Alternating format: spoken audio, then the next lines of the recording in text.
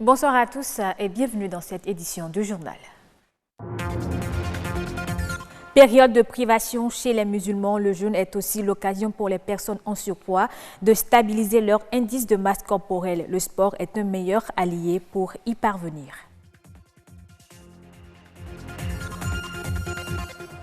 Tout le monde peut fournir des informations sur Wikipédia pourvu qu'elles soient vérifiées. La plateforme reste ouverte à tout apport. On en parle avec Mermoz Adodo.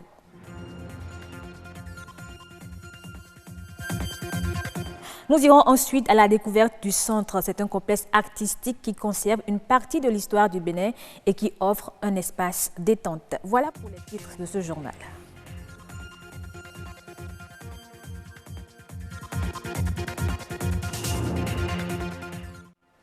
Le jeûne est une privation volontaire de nourriture. Chez les musulmans, il est un des 5 piliers de leur religion. Et bonne nouvelle pour les personnes obèses, c'est un moyen efficace de perdre du poids. Un bon régime combiné au sport est le meilleur remède pour lutter contre l'obésité.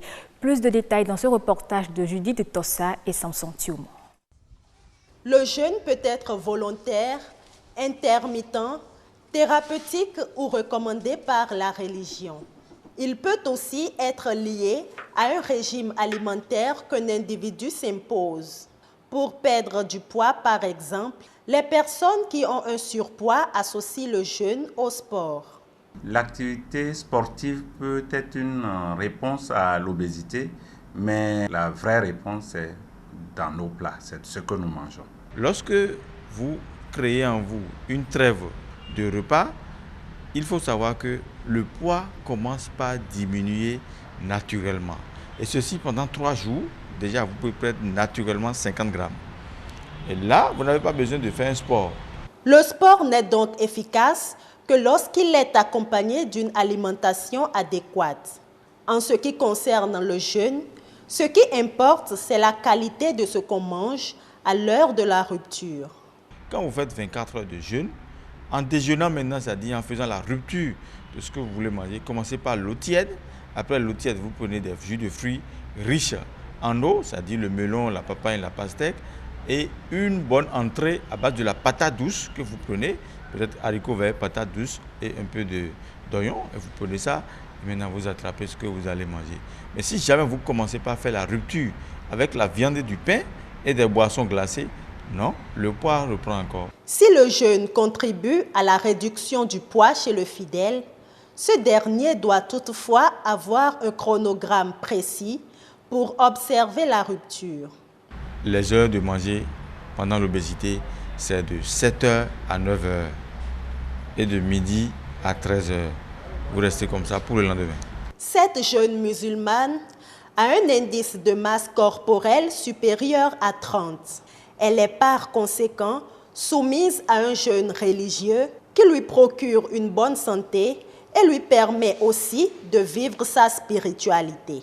Le matin, je mange la pâte ou soit à spaghetti et où je prends du thé. Les soirs, je prends des fruits pour rompre le jeûne et salade, spaghetti et tout. Selon les spécialistes, le contenu du plat est certes plus efficace que le sport, même si certaines activités physiques améliorent le fonctionnement du corps humain. Le sport, ici maintenant, c'est de marcher et transpirer. La natation est le meilleur sport qui nous permet de faire un jeûne et de réduire notre poids. Faire au moins 30 minutes d'activité sportive par séance et 3 à 4 fois dans la semaine. Les heures pour faire le meilleur sport, c'est dans la soirée, après le repas, la bonne marche. Et la marche d'1 kilomètre, je pense que c'est déjà très bon pour le corps. Il convient alors de dire que l'on soit obèse ou pas, il est nécessaire de contrôler son alimentation, de faire une activité physique régulière et surtout d'éviter de grignoter entre les repas. Wikipédia est une encyclopédie libre et gratuite. Elle fournit via Internet des informations accessibles à tous. Tout le monde, sans distinction aucune, peut mettre sur cette plateforme des informations à condition qu'elles soient vérifiées. Mermoz Adodo maîtrise bien le sujet. Il nous en parle au micro de César Adjali. On n'a pas besoin d'une compétence particulière pour devenir contributeur de Wikipédia. Et en tant que Béninois, on peut contribuer. Vous pouvez aller sur Wikipédia, créer un compte et contribuer, faire des corrections, faire des recherches. S'il y a des articles qui n'existent pas, les gens peuvent aller et contribuer, modifier, supprimer.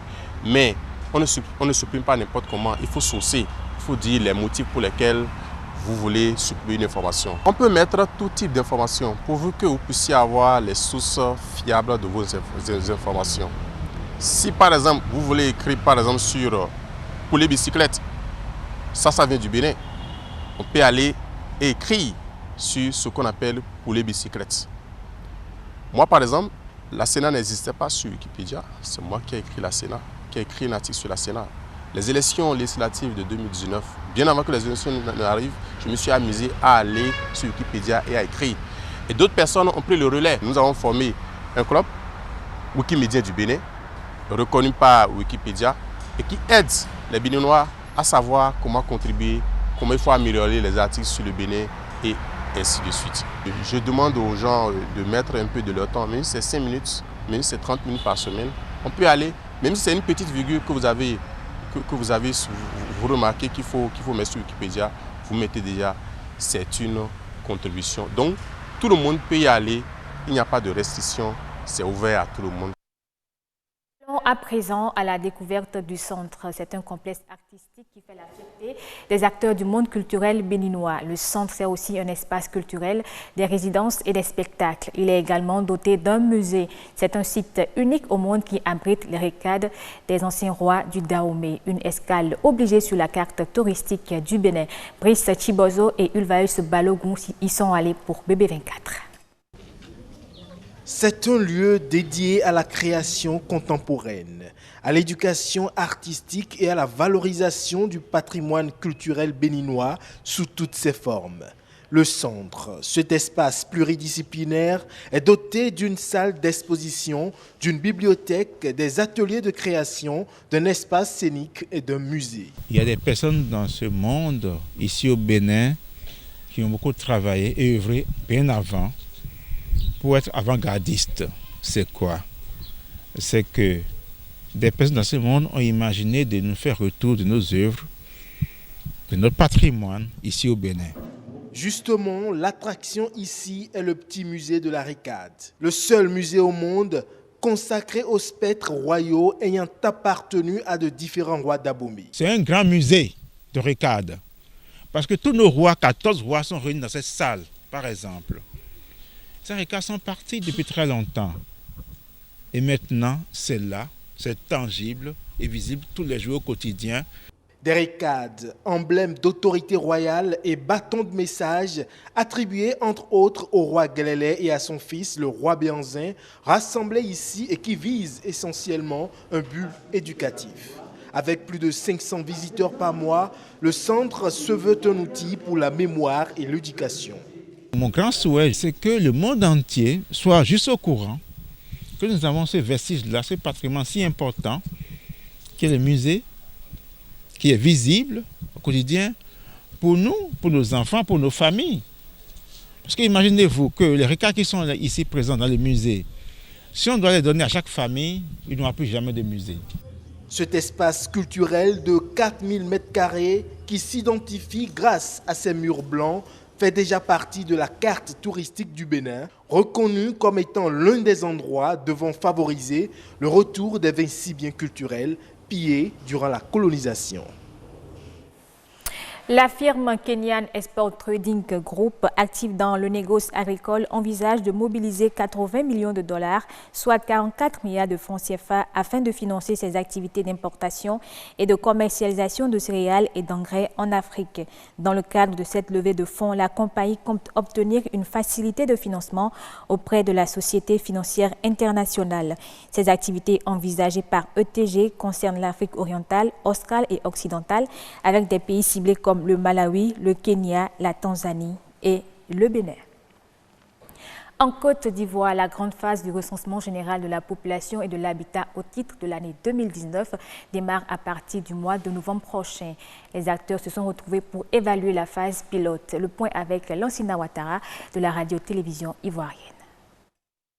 Ce recensement pilote est l'une des 7 phases préparatoires clés du processus de réalisation du 5e recensement général de la population et de l'habitat programmé pour la fin de l'année 2019.